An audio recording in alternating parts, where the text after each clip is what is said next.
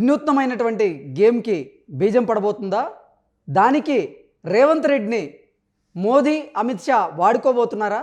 అందులో భాగంగానే రేవంత్ రెడ్డిని ఢిల్లీ పిలిపించుకునేటువంటి ప్రయత్నం చేస్తున్నారా అంటే అవుననే సమాధానం ఇస్తున్నారు కొంతమంది రాజకీయ విశ్లేషకులు. ఇక ఇదే అంశానికి సంబంధించి మనతో మాట్లాడేందుకు ప్రముఖ సీనియర్ జర్నలిస్ట్, ప్రముఖ రాజకీయ విశ్లేషకులు సిఎస్ రావు గారు మనతో ఉన్నారా? ఆయనతో మాట్లాడదాం. Sir hi sir. Hello Krishna. Sir, ఒక వినూత్నమైనటువంటి ప్లాన్కి బీజం పడే విధంగా అమిత్ షా, మోడీ పావులు కదుపుతున్నారా? దాంట్లో రేవంత్ రెడ్డిని వాడుకునేటువంటి ప్రయత్నం చేస్తున్నారా? అందులో భాగంగానే రేవంత్ రెడ్డిని ఢిల్లీకి పిలిపించుకునేటువంటి ప్రయత్నం మోడీ, అమిత్ షా చేస్తున్నారా అంటే ఏం చెప్తారు సార్? వాస్తవంగా వాళ్ళు పిలిపించడం కాదు, రేవంత్ రెడ్డే వాళ్ళని కలవాలనేటువంటి ప్రయత్నం చేస్తున్నారు. దానికి సంబంధించి ఆల్రెడీ తెలంగాణకు సంబంధించినటువంటి బీజేపీ అధ్యక్షుడిగా ఉన్నటువంటి కిషన్ రెడ్డిని రిక్వెస్ట్ కూడా చేయడం జరిగింది. సో ఆల్రెడీ కిషన్ రెడ్డి ఢిల్లీలో ఉన్నారు. ఆల్రెడీ పార్లమెంట్ సమావేశాలు జరుగుతున్నాయి కాబట్టి నిరోధక వాయిదా పడ్డాయి అవి కూడా. సో అక్కడే ఉన్నారు. సో అక్కడే ఉన్నటువంటి క్రమంలో ఖచ్చితంగా ఈ రేవంత్ రెడ్డి ఏదైతే రిక్వెస్ట్ చేశారో దాన్ని అక్కడ చెప్పేటువంటి అవకాశం ఉంది నరేంద్ర మోడీకి, అలాగే అమిత్ షాకి. వచ్చినటువంటి అవకాశాన్ని వదులుకునేటువంటి రాజకీయవేత్తలు కాదు అమిత్ షా, అలాగే మోడీ, నరేంద్ర మోడీ. కాబట్టి రేవంత్ రెడ్డిని ఎక్కడ ఉపయోగించుకోవాలి, ఎలా ఉపయోగించుకోవాలి, ఏ సందర్భంలో ఉపయోగించుకోవాలి, ఎవరి మీద ఉపయోగించుకోవాలి అనే దాని మీద చాలా క్లారిటీ ఉన్నటువంటి నేతలు నరేంద్ర మోడీ, అలాగే అమిత్ షా. సో వీళ్ళిద్దరూ అపాయింట్మెంట్ ఇవ్వడానికి సిద్ధపడినట్టు ప్రాథమికంగా తెలుస్తుంది. పిఎంఓ ఆఫీస్ నుంచి, అలాగే కేంద్ర హోంశాఖ ఆఫీస్ నుంచి అపాయింట్మెంట్ ఫిక్స్ అయ్యేటువంటి అవకాశం ఉంది రేవంత్ రెడ్డికి అని చెప్పి తెలుస్తుంది. సో ఆయన ముఖ్యమంత్రి అయిన తర్వాత జనరల్గా కట్టసీగా ప్రధానమంత్రిని కలుస్తూ ఉంటారు. ఎవరైనా సరే, ఏ ముఖ్యమంత్రి అయినా సరే రాష్ట్రానికి ముఖ్యమంత్రిగా బాధ్యతలు స్వీకరించిన తర్వాత ఖచ్చితంగా కలుస్తారు. ఆ క్రమంలో కలవాలనేటువంటి ప్రయత్నం చేస్తున్నాడా రేవంత్ రెడ్డి అంటే కాదు అని మనం భావించడానికి అవకాశం. ఎందుకనంటే నిజంగా కట్టసీగా కలవడానికి అయితే కనుక నేరుగా ఒక లెటర్ రాసేసి పిఎంఓ ఆఫీస్కి నేను అపాయింట్మెంట్ నాకు కావాలి, నేను సో తెలంగాణ ముఖ్యమంత్రిని అని చెప్పి లెటర్ చేస్తే, అక్కడ రిక్వెస్ట్ పెడితే ఖచ్చితంగా పిఎంఓ ఆఫీస్లో అపాయింట్మెంట్ ఇస్తారు. ఇక్కడ సీఎంఓ ఆఫీస్ నుంచి అక్కడ పిఎంఓ ఆఫీస్కి కనుక ఒక లెటరో లేకపోతే మెయిల్లో పెడితే అపాయింట్మెంట్ ఫిక్స్ చేస్తారు, షెడ్యూల్ని అడ్జస్ట్ చేసుకొని. కానీ ఇక్కడ ఏమైంది, కిషన్ రెడ్డిని అడిగాడు ఈయన, మీరు అపాయింట్మెంట్ ఇచ్చేటువంటి ప్రయత్నం చేయండి ఒకసారి నాకు అని చెప్పి పర్సనల్గా కిషన్ రెడ్డిని రేవంత్ రెడ్డి అడగటమే ఆలోచించాల్సినటువంటి అంశం. జనరల్గా ముఖ్యమంత్రి హోదాలో సీఎంఓ ఆఫీస్ నుంచి డైరెక్ట్గా పిఎంఓ ఆఫీస్కి పెడితే అఫీషియల్గా అపాయింట్మెంట్ ఇస్తారు షెడ్యూల్ని అడ్జస్ట్ చేసుకొని. కానీ అది జరగల, కిషన్ రెడ్డిని అడిగారు. అంటే దాని అర్థమైంది ఏదో సంథింగ్ పొలిటికల్కి సంబంధించినటువంటి అంశాలు ఏమైనా చర్చకు దారితీసేటువంటి అవకాశం ఉందా అనే దానికి ఒక అనుమానం అయితే కలుగుతుంది. సో ఎలాంటి చర్చలు జరిపే అవకాశం ఉంది రేవంత్ రెడ్డి అని అంటే, రేవంత్ రెడ్డి వాళ్ళతో చర్చలు జరపడం కాదు, అమిత్ షా అలాగే నరేంద్ర మోడీ వాళ్ళ యొక్క డైరెక్షన్ను చెప్తారు. అఫీషియల్గా ముఖ్యమంత్రిగా రేవంత్ రెడ్డి పదవి బాధ్యతలు స్వీకరించిన తర్వాత కలిస్తే కనుక ముందు రాష్ట్రానికి సంబంధించిన అంశాలనే రేవంత్ రెడ్డి ప్రస్తావించేటువంటి అవకాశం ఉంది.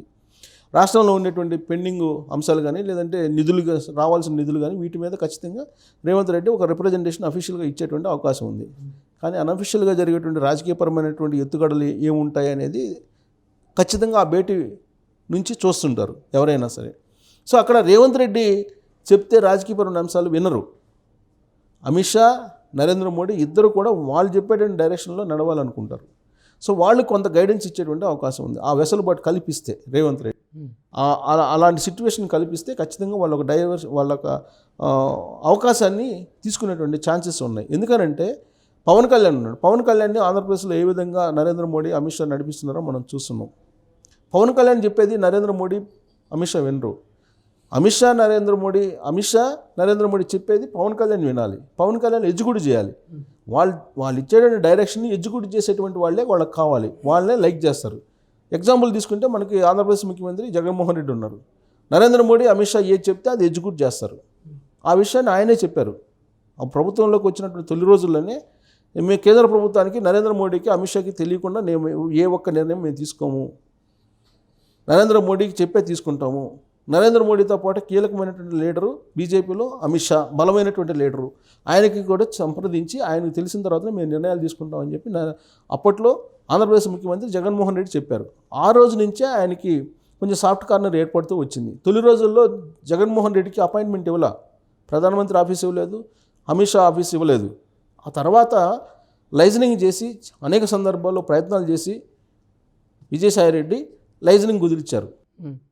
ఒక సందర్భంలో ఢిల్లీ వెళ్ళి కూడా అపాయింట్మెంట్ దొరక్క వెనక్కి వచ్చినట్టు సందర్భం కూడా తొలి రోజుల్లో ఉన్నాయి జగన్మోహన్ రెడ్డికి. ఆ తర్వాత వాళ్ళు అపాయింట్మెంట్ ఇచ్చిన తర్వాత వాళ్ళు కొన్ని అంశాలు చేస్తే దాన్ని ఎగ్జిక్యూటివ్ చేసిన తర్వాత మాత్రమే వాళ్ళు కన్సర్న్లోకి తీసుకున్నారు జగన్మోహన్ రెడ్డి. సో కాబట్టి వాళ్ళు చెప్పేటువంటి డైరెక్షను, వాళ్ళు చెప్పేటువంటి రాజకీయపరమైన వ్యూహాన్ని అమలు చేసేటువంటి వాళ్ళనే వాళ్ళు ఎంకరేజ్ చేస్తారు. సో ఇప్పుడు వాళ్ళు చెప్పేటువంటి డైరెక్షన్ ఎగ్జిక్యూటివ్ చేసే పరిస్థితుల్లో ఇప్పుడు జగన్మోహన్ రెడ్డి ఉన్నారు కాబట్టి ఎంకరేజ్ చేస్తున్నారు. సో అదే తరహాలో ఇప్పుడు ఒకవేళ రేవంత్ రెడ్డికి అపాయింట్మెంట్ ఇచ్చినప్పటికీ కూడా రేవంత్ రెడ్డి ఇంటరాక్షన్లో ఒకవేళ వాళ్ళు చెప్పేటువంటి డైరెక్షన్ వినే అవకాశం ఉందా లేదా అనేది ఒక అసెస్ చేస్తారు. అసెస్ చేసిన తర్వాత అప్పుడు వాళ్ళు 1-2 టెస్టులు పెట్టేటువంటి అవకాశం ఉంది, రాజకీయపరమైన టెస్టులు. అవి కనుక ఎగ్జిక్యూట్ చేయగలిగితే ఖచ్చితంగా కన్సర్న్లో తీసుకునేటువంటి అవకాశం ఉంది.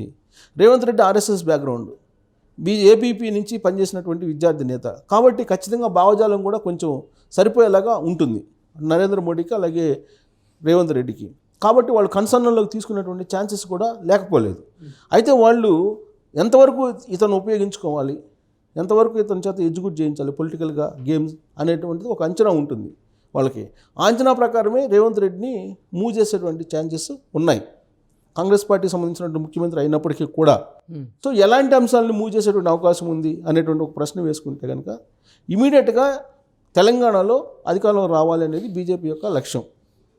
అలాగే ఆంధ్రప్రదేశ్లో కింగ్ మేకర్ కావాలి, తెలంగాణలో కింగ్ మేకర్ ఆంధ్రప్రదేశ్లో కావాలి అనేది వాళ్ళ టార్గెట్. 2023లో కింగ్ కావాలి తెలంగాణలో, అలాగే 2024 ఎన్నికల్లో కింగ్ మేకర్ కావాలి ఆంధ్రప్రదేశ్లో అనేది వీళ్ళ టార్గెట్. అవి రెండు మిస్ఫైర్ అయిపోయినాయి. ఇప్పుడు తెలంగాణలో జరిగిన ఎన్నికలు ప్లాన్ ఏ అయిపోయింది కాబట్టి ప్రజాక్షేత్రంలో 8 మంది ఎమ్మెల్యేలు గెలిపించారు, బీజేపీకి అంతవరకే సరిపెట్టారు. కానీ ప్లాన్ బి తీస్తే కనుక అధికారంలోకి వచ్చేటువంటి అవకాశం ఉందా బీజేపీ అనేది ఒకటి మనం ఆలోచిస్తే కనుక ఆల్రెడీ భారతదేశంలో ఉన్నటువంటి అనేక రాష్ట్రాల్లో జరిగినటువంటి ఎపిసోడ్లు, అనేక రాష్ట్రాల్లో జరిగినటువంటి రాజకీయ పరిణామాలు తీసుకుంటే ఇక్కడ కూడా ప్లాన్ బిని బయటికి తీసేటువంటి అవకాశం ఉంది అనేటువంటి ఒక అనుమానం అయితే కలక్క మానదు. ఏంటి ప్లాన్ బి అంటే? మహారాష్ట్రలో ఏం జరిగింది? ఏక్నాథ్ షిండే బయటకు వచ్చారు. అలాంటి ఏక్నాథ్ షిండే క్రియేట్ అయ్యేటువంటి అవకాశం ఉందా తెలంగాణలో అనేదాన్ని చూస్తారు. సో కాబట్టి అక్కడ ఏక్నాథ్ షిండేని ఒక క్రియేట్ చేసేటువంటి ప్రయత్నంలో భాగంగా రేవంత్ రెడ్డి కలిసినటువంటి సందర్భంగా ఆ కోణం నుంచి చూసేటువంటి అవకాశం ఉంది. సో రేవంత్ రెడ్డి దాన్ని ఎగ్జిక్యూట్ చేస్తారా? ఎగ్జిక్యూట్ చేసేటువంటి సమర్థత ఉందా లేదా? అంత సీక్రెట్గా ఎగ్జిక్యూట్ చేస్తారా అనేటువంటిది కొంచెం లిట్మస్ టెస్ట్ లాగా వాళ్ళు టెస్ట్ చేసేటువంటి అవకాశం కూడా లేకపోలేదు. లేదు రేవంత్ రెడ్డి అలాంటి అవకాశం ఇవ్వకపోతే నెక్స్ట్ ప్లాన్ సి ఏంటి అని చెప్పి ఆలోచిస్తారు. ప్లాన్ సి ఆలోచించిన తర్వాత అప్పుడు కాంగ్రెస్ పార్టీని చీల్చడం, కాంగ్రెస్ పార్టీ నుంచి కొంతమంది అభ్యర్థుల్ని ఎమ్మెల్యేలను తీసుకెళ్ళటం, ప్రభుత్వాన్ని కూల్చేయటం, ఇవన్నీ కూడా లోక్సభ ఎన్నికల తర్వాత జరిగేటువంటి పరిణామాల కింద మనం పరిగణలోకి తీసుకోవచ్చు. ఎందుకంటే బీజేపీ యొక్క వాళ్ళ రాజకీయపరమైన ఎత్తుగడలు ఏ విధంగా ఉంటాయనేది మనకు తెలుసు కాబట్టి, ఇతర రాష్ట్రాల్లో జరిగిన పరిణామాలన్నీ తెలుసు కాబట్టి వాళ్ళు ప్లాన్ సిని బయటికి తీసేటువంటి అవకాశం ఉంది. సో అప్పుడు plan A, plan B, plan సిని రేవంత్ రెడ్డి ముందు ఉంచేటువంటి అవకాశం ఉంది ఇండైరెక్ట్గా. సో ఈయన కనుక ప్లాన్ బి కనుక ఒప్పుకుంటే ఓకే, లేదంటే ప్లాన్ సి తీస్తారు. సో కాబట్టి